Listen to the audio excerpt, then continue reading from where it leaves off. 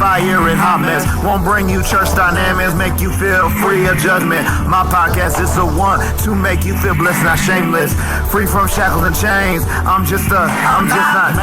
Let's talk about everything. Don't matter what you bring. You gonna leave with something. I promise you'll feel relief. So tune in and check it out. Tune in and check this show out. Avery Michael's new show. It's called what? I'm Not Church. Come on, tune in and check out. I'm Not Church. Come on and have some fun with I'm Not Church. This is that new show. This is that new podcast. Tune into Avery Michael's I'm Not Church. What is up, everybody? I want to welcome you. It's a new episode. It is a new episode of I'm Not Church. And today I brought in a guest like no other. Now, you guys have seen him around. He posts his pictures. He's wearing a very shiny iron silver cap. We even call him Iron Cap at summer camp. So I want to give it up for my guest today. He is the executive coordinator of Pathfinders at the Lake Region Conference, Eric Jean-Baptiste. Eric, welcome to the show. How's it feel? Oh, man, I'm excited to be here. I've been waiting for the invite. I've been listening to this podcast, and I've been excited, and I'm glad to be here. I'm here. I made it. You have made it to the podcast. So, all right, are you ready for the first question? Yes, I'm ready. All right, so the first question is, what is the biggest problem that you see happening in the world today?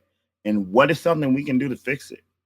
Ooh, that is a strong, powerful question. I mean, there's so many aspects of there's the social issues, there's the spiritual issues, economic issues. You can be lumping that in. But the problem with the world today, and you can see it exacerbated with social media, is the myth that you have to, in order to have a great life, you have to be looking out for number one. You have to be looking out for yourself. I think that is a myth that social media has perpetrated throughout our world and our society, and certain leaders, I'm not going to say names, but certain leaders have made us believe that in order for us to be successful, in order for us to have a legacy, we need to focus on ourselves, work on ourselves, and forget the world. I think Christ explains something different. And I think even in wisdom and understanding something that lasts forever, it is in building others up and taking care of others, sharing to others, loving others, helping others.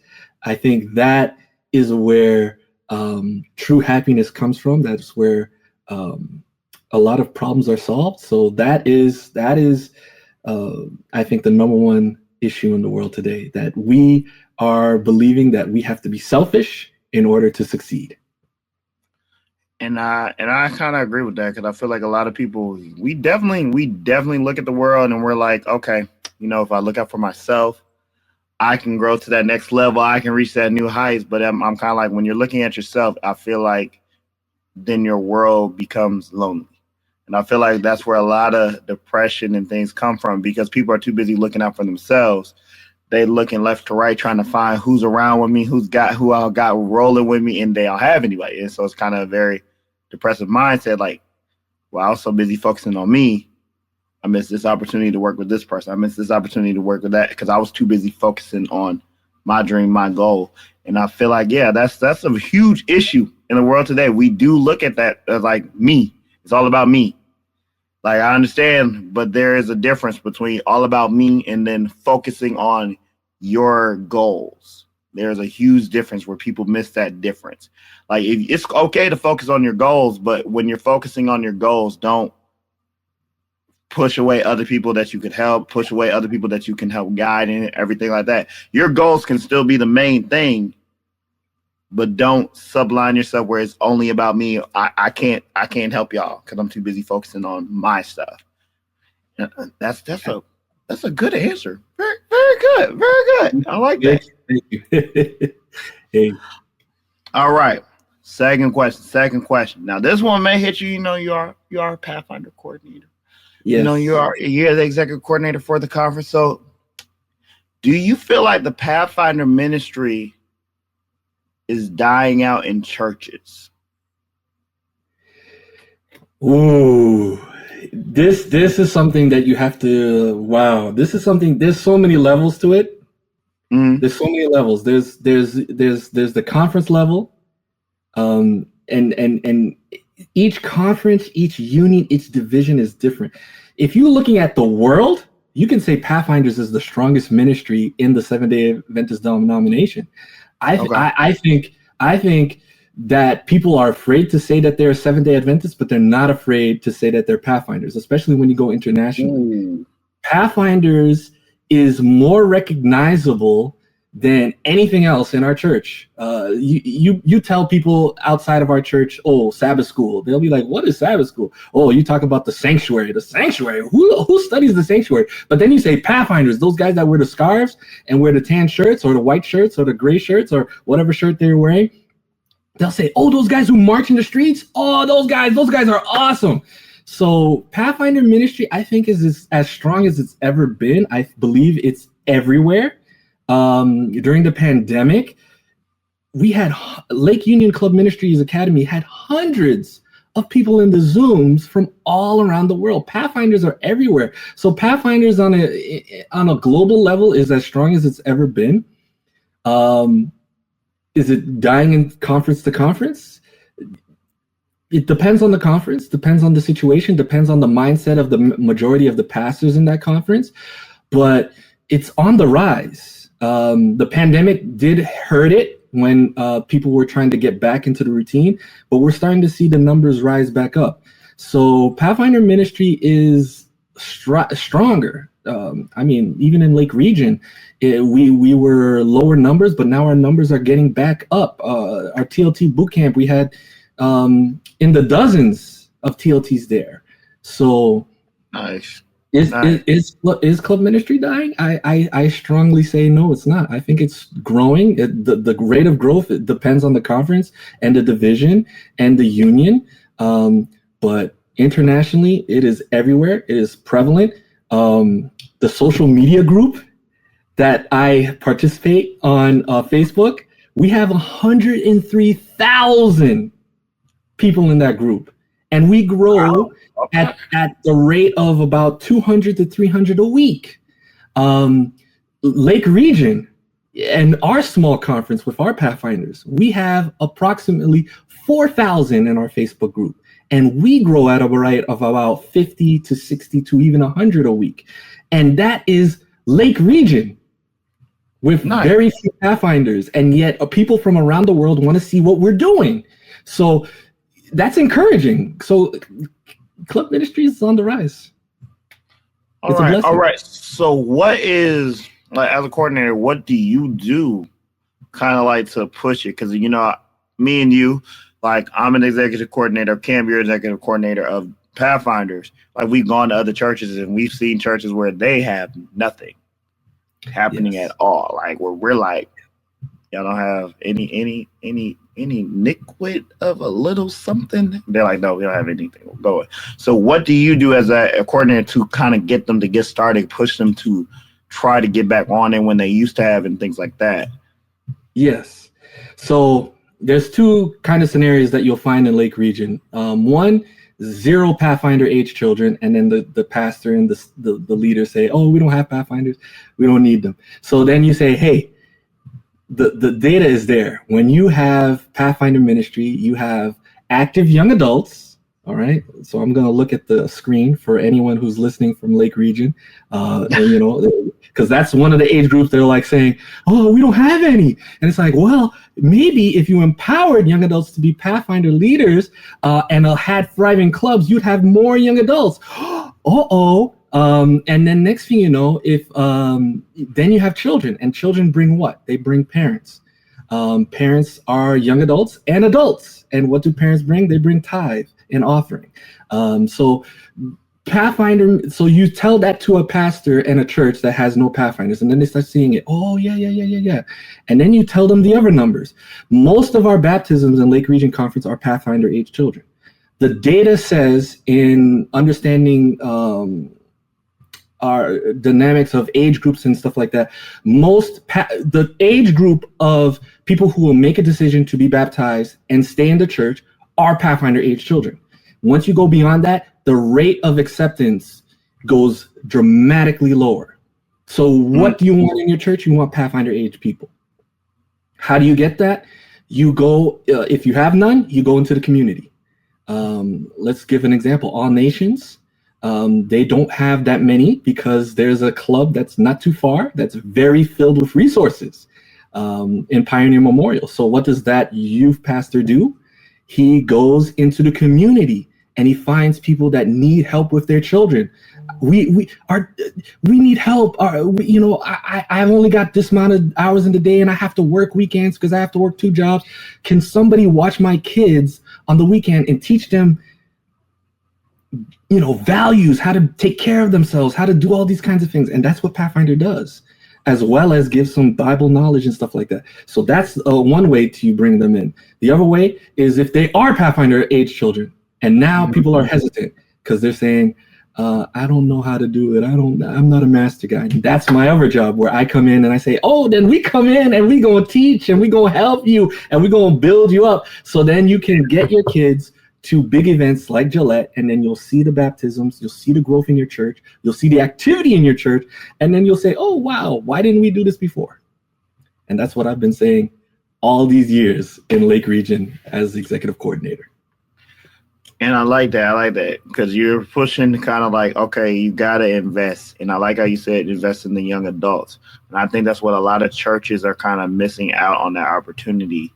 It's the young adults. If you invest in the young adults, because if you look at the world today, people are having kids younger and younger and younger. And it's those young adults who are now having kids at this age who you may have a person who has a kid that's like 3 or 4 adventurers. You start with the adventures, you bring them in. And those young adults are looking for literally opportunity. They're trying to get a job. They're trying to hustle. They're trying to do all these different things. And they need that opportunity of somebody to watch their kids because you can't work with your kid on your side. Like, would you like fries with that? Sweetie, you want to tell them what? Thank you. Like, you can't have that at jobs. So you literally have to have those opportunities, those moments. Oh, maybe I can get 3 or 4 hours because they have a Pathfinder event they're focusing on, or adventure event that they're focusing on. That gives me 4 hours to go do what I need to do. And I think a lot of churches, like you said, are missing that opportunity. We're not focusing on the young adults. And that's who, if you go to any church, that's literally who's missing at the church. It's those young adults. You got the adults. You have the young at heart. You have the babies, because the babies can't go nowhere. Literally, they have to be with the adult. So it's like that's what you have. It's the young adults that are missing. And it's like, if we focus in, okay, like let's go out into these communities. Let's go out into these businesses. Let's go and reach those young adults, see where they're at. Like, hey, we got something for you. Let's focus in on these young adults. Let's bring the young adults back to the church. Let's bring them back to the place of safety. But that's the thing. I think one thing churches have to do, and especially the pastors, is like, you have to think about it. What is the reason why they left? Let's actually have a meeting. Let's sit down with some young adults. Why did you guys leave? Let's have those conversations. Let's see what we can do to fix it, where we can have Pathfinders back rocking. We can have AYs back rocking. We can have all these things back rocking.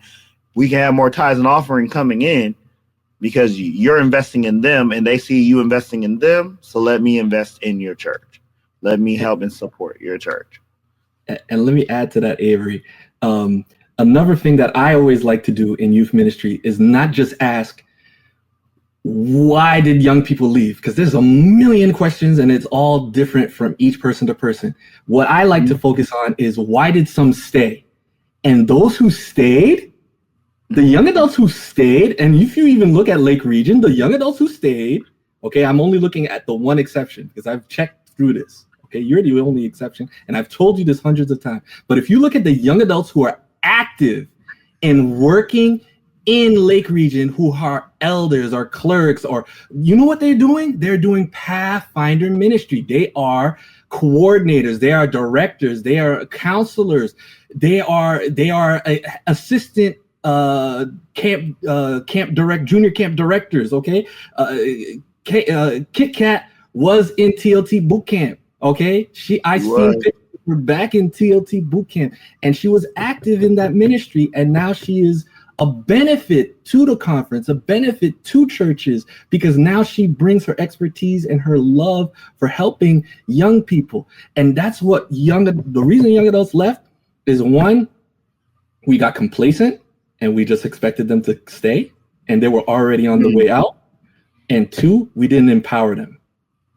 Okay, we didn't empower them. We held on to our positions. You know, we loved our jobs. We loved being elder because, you know, we were just a factory worker or something like that. I don't want to call out people, but you know, they didn't feel respected in the private sector. They felt respected in the church, so they held on to their eldership. They held on to their directorship. They didn't empower young adults who were getting jobs where they were getting, you know, 6-figure salaries, in charge of $1 million budgets. And then we said, no, we're making you a junior deacon. And then they said, well, the world respects me more than the church, so I'm out in the world. So, but when you come to Pathfinder ministry, you see young adults like Henry Lowry, Kit Kat, the leaders at Emmanuel Church. They are in this ministry. The only exception is you, Avery, and it's been bugging me because if you were on this list, I could mention you in it and say, look at the power of Pathfinder ministry. But in all aspects, you know, Pathfinder ministry is it. We train them and then we empower. And that's why every pastor needs to be saying, I need to have a Pathfinder Club ministry in my church. I can respect that. But yes, I am the exception, and I love being the exception. It's a great feeling. It is, but like that's why I say a lot of pastors. But even like one thing I respect about, like, it doesn't even have, your Pathfinder ministry doesn't even have to be in the church. Like Sandrew King, I respect like that he created his own outside of the church, and so like, and I think that's one thing a lot of people focus on. They're like, well, it has to be in church. Like, no, it doesn't have to. Like, you can do it outside, but my thing about it, it's always good to have it in the church because that kind of builds up your church's community. It builds it. It brings in more people. Like, you can even do it if you want outside the church and just have a church that connects with it, that helps it, supports it, sponsors it. That will bring it in as well. And that's one thing. Like, yeah, a lot of the young people who did stay in the church, they were associated and they were connected with Pathfinders. So, all you pastors who are tuning in, if you don't got a Pathfinders at your church, you might want to think about it. Oh, yes. Unless you got exceptions like me, but you might want to think about it. You might want to think about it because it will definitely bring in a lot more to your church and your community. Absolutely. All right. And listen, Avery, even though you are the exception, you benefit greatly from this ministry. The majority of the kids that go to junior camp are in Pathfinder ministry, and they're the ones that give you less headache because they're the ones that are trained. Okay, a lot of your listen, men's director, executive coordinator for Pathfinder ministry, counselors. Yeah. A number of them are TLTs or staff in Pathfinders. Henry Lowry, Daniel, Kit Kat. You go down the list, and we're the best. We're the best because we show up on time. We do what we're told. Okay, so this ministry permeates everywhere, and whenever you respect it and work with it, it blesses you. Federation presidents are recognizing that. Executive coordinators, like you mentioned, Sandrew's executive coordinator for youth ministry, and what is he doing? He's getting his master guide. He's starting a Pathfinder Club because he recognizes the power of this ministry. So even you have to admit that, bro. And one day you'll get. I mean, I will respect that. Now, less of a headache, that's questionable. That's questionable, but that's a totally different, topic. So we'll stay off that one. But yeah, but I do like with my junior camp, Pathfinder ministry has definitely helped embrace it and build it to a new level. But it's also great to be the executive coordinator to be like, but there is an exception. It's a great feeling. It is a really great feeling, but I can promise you, I definitely always have challenges at camp because I'm surrounded by Pathfinders who really push for it, and then I kind of just like shut it down. Like, this is not Pathfinder camp. This is junior camp. But we love them. We love our Pathfinders and we support. I'm definitely like, even though I'm the exception, I do support you guys. I am the one who like does support, promote, Just won't be a part of it. Because like I said, it's the song, we are Pathfinders strong. Servants of God are we. I'm a servant of God. I'm just not one of thee. All right. So there's a difference. All right. So we're down to the last question. Are you ready for the last question? Yes, I'm ready for it, brother. So what advice would you, as a Pathfinder coordinator, give to somebody who's thinking about starting a ministry, who's thinking about starting a club, or even thinking about joining Pathfinders? What advice would you give to them? My first advice, hey, there's steps to it, but the first thing is just go, do it. Don't hesitate any longer.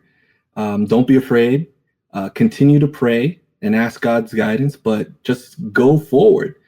There are, if you wanted to start a club, there are resources, that executive coordinator, coordinators, directors, they're here to support you. The youth director, we're here to help you do that. If you want to join, there are clubs that are ready to accept you. This ministry is inclusive, and it is fun, and it is a joy, and it is one that will teach you how to love and read your Bible. And that's the blessing. That's what we want to do. We want to prepare you for Jesus' coming. So don't let anything hinder you. Don't let anything hinder you in taking that step, because the reason that they're feeling that feeling is because God is speaking to them. So don't listen. The blessing that comes from when you listen to God, it is so amazing. I'm telling you, for David to hear the voice of God and say, "Hey, fight that giant," fight this big dude who everyone's afraid of, and he listened to it, and it changed his life, and it started his ministry. From then on, nobody did not know of David. Everyone knew who David was, because he listened to God that day. And same thing can happen with us. God can do, there's a giant in front of us, and God's saying, go knock it down, because I have big plans for you. And so go accept it. So that's my advice. I like it. Well, Eric, we want to thank you. Thank you for coming to I'm Not Church, for being a part. I know you said you were waiting on that invite, and we definitely brought you in.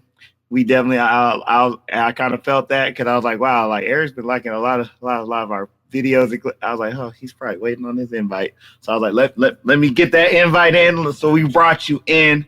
So we want to thank you guys for tuning in. And like pastors, everybody out there, go. If you see the opportunity, if you get that feeling, go. Like you said, go be a part of the Pathfinder ministry. It is a great ministry. I do support and shout out for it. I'm just the exception who's not in it. But we want to thank you for coming in. We want to thank you for being a part, and tune in for next week. We got another episode. We got another special guest coming through, and you don't want to miss it. All right, we'll see you guys next time. I'm not